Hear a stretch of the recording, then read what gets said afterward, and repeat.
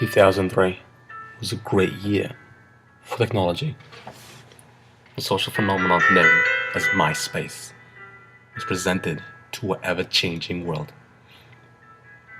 Made by Tom Anderson and Chris DeWolf, making it the most visited website in the world.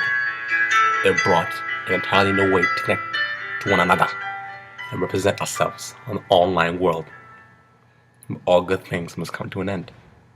But as the saying goes, when one door closes, another one opens. 2004, the year after the creation of the social networking giant MySpace. A group of friends led by Mark Zuckerberg himself brought a dream to life, and that dream was Facebook. When Mark made Facebook, his goal was to help understand what was going on in the world a little bit better. He wanted to create an environment where people could share whatever information they wanted, but also have control over whom they shared that information with.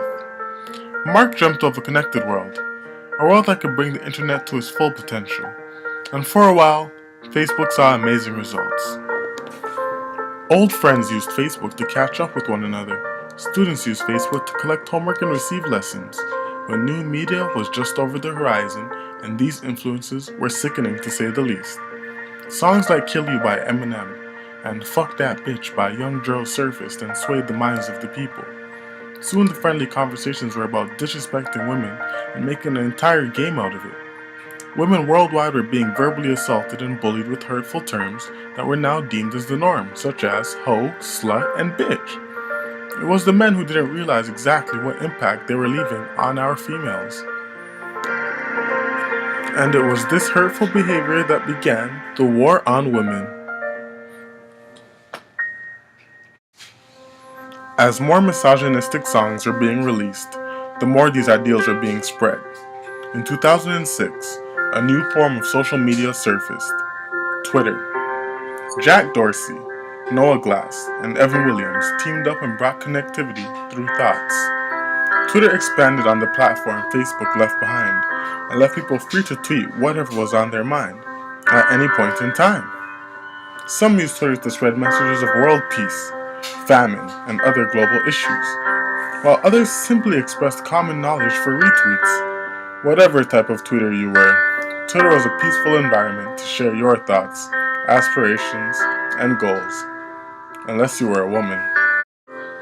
Two of our world's biggest social media platforms are being overrun by hatred.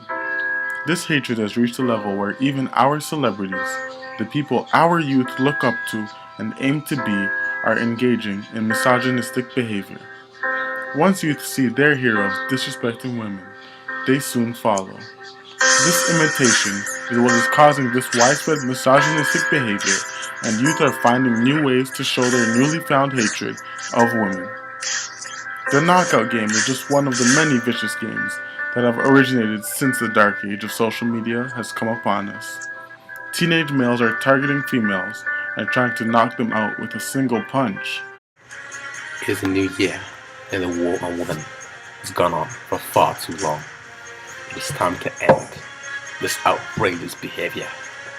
It is as simple as not retweeting a misogynist tweet or not liking an unruly Facebook status to get the message out that we, as a people, will not condone to this treatment of women and shall reject anything unjust. That way, we, as a race, can become brighter today for a brighter tomorrow.